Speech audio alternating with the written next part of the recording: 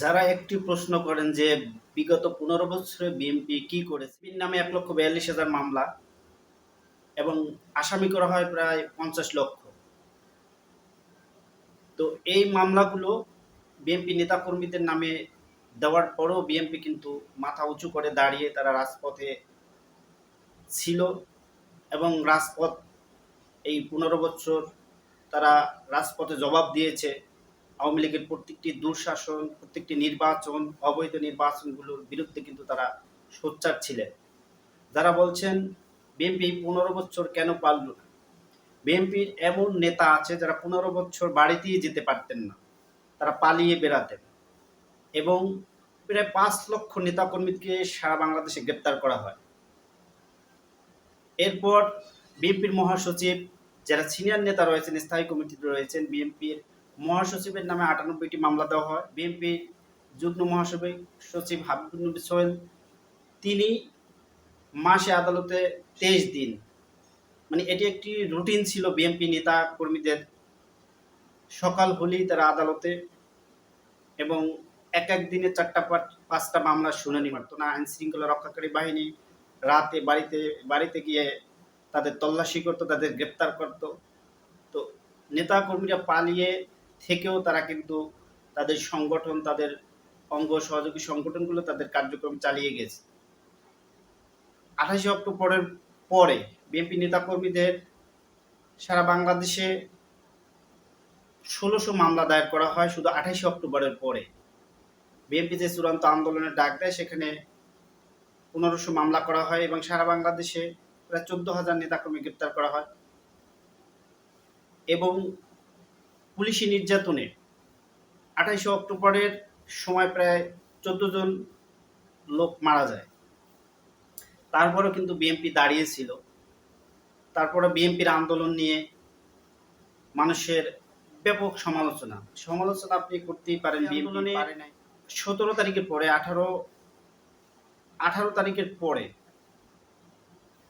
BNP নেতাকর্মীদের, senior নেতাদের যেভাবে গ্রেপ্তার শুরু করলো, আর কোনো দলের নেতাকর্মীকে কিন্তু গ্রেপ্তার করা নেই, শুধু বিএনপিকেই টার্গেট করা হয়েছিল। সেখানেও কিন্তু বিএনপির হাজার হাজার নেতাকর্মী গ্রেপ্তার করা হয়, নির্যাতন করা হয় এবং জেলে না নিয়ে থানার ভিতরেও ছাত্রদলের নেতাকর্মীদের যেভাবে অমানবিক নির্যাতন করা হয় সেটি আসলে বর্ণনা দেওয়ার মতো না। তারপরেও কিন্তু বিএনপি দাঁড়িয়েছিল।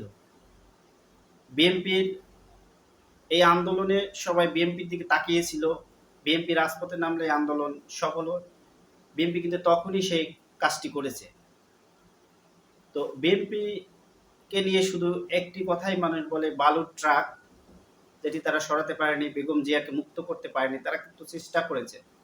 তো একটা গণতান্ত্রিক দেশে যখন একটি সরকার স্বৈরাচার হয়ে ওঠে এবং তাদের সরকারিও যে বাহিনী ছিল তাদেরকে যখন দলীয় ক্যাডারে পরিণত করে, বিএনপির প্রায় ৬০০ নেতাকর্মী এই ১৫ বছরে গুম করা হয়েছে।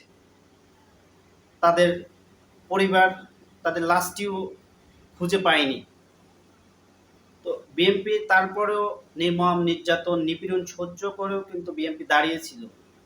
বিএনপিকে নিয়ে যারা প্রশ্ন তুলছেন তারা হয়তো ভাবেন না যে বিএনপি, যদি আপনার ঘরে একজন বিএনপি বা ছাত্রদল, যুবদলের কোনো একটি কর্মী বা সমর্থক থেকে থাকে, সে বলতে পারবে যে বিগত ১৫ বছরে তারা তাদের জীবন কিভাবে কাটিয়েছেন, তাদের জীবনটা কতটা মসৃণ ছিল, তারা কি রাতে ঘুমিয়েছিল বাসায়, তারা কি ঈদ, যে ১৫ বছরে যে ১৫-৩০টি ঈদ গিয়েছে, এই ঈদ তারা ফ্যামিলির সাথে কয়টা পালন করতে পেরেছেন? তারা কি তাদের গ্রামের বাড়িতে যেতে পারতেন?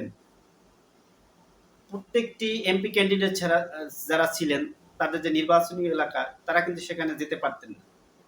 তো বিএনপি যে এই ১৫ বছরের স্যাক্রিফাইস এবং যারা ৩ বছর, ২ বছর, ১ বছর জেল খেটেছেন, একের পর এক, সাইফুল আলম নীরব যুবদলের, তাকে এক মামলায় রায় হয়, আর এক মামলায় গ্রেপ্তার দেখানো হয়। এইভাবে করে বিএনপির উপর যে স্টিম রোলার চালানো হয়েছে, সেটি যদি কোনো রাজনৈতিক দলের উপরে চালানো হতো তাহলে সে টিকতে পারতো না, সেটি আসলে বলা মুশকিল। তো বিগত সময়ে বিএনপি চেষ্টা করেছিলেন, ফিসিবাদের চোখে চোখ রাঙিয়ে কথা বলেছেন, একমাত্র বিএনপি বলেছেন, এবং প্রকাশ্যে প্রকাশ্যে তারা যতগুলো সমাবেশ করেছেন সেখানে তারা আওয়ামী লীগের বিরুদ্ধে কথা বলেছেন। তো গণতান্ত্রিক রাষ্ট্র, তারা গণতান্ত্রিক পর্যায়ে কথা বলেছেন, কিন্তু তাদেরকে দমন নিপীড়নের হাতিয়ার হিসেবে ব্যবহার করেছেন আইন শৃঙ্খলা রক্ষাকারী বাহিনীকে, যার প্রতিফলন, যার ফল এই 2024-এ এসে কিন্তু আবার আওয়ামী লীগকে ভোগ করতে হয়েছে। বিএনপি একটি সমাবেশ ডাক দিলে সেখানে পাল্টা সমাবেশ ডাকতো আওয়ামী লীগ, এবং আইন শৃঙ্খলা রক্ষাকারী বাহিনী এবং আওয়ামী লীগ মিলে যৌথভাবে হামলা চালাতো বিএনপি নেতাকর্মীদের উপরে। তো এই পর্যায়ে বিএনপি দাঁড়িয়েছিল এবং কথা বলেছিল, স্বৈরাচারের বিরুদ্ধে তারা আওয়াজ তুলেছিল, তাদের কণ্ঠ রোধ করার চেষ্টা করা হয়েছিল, কিন্তু বিএনপি তারপরও স্বৈরাচারের চোখে চোখ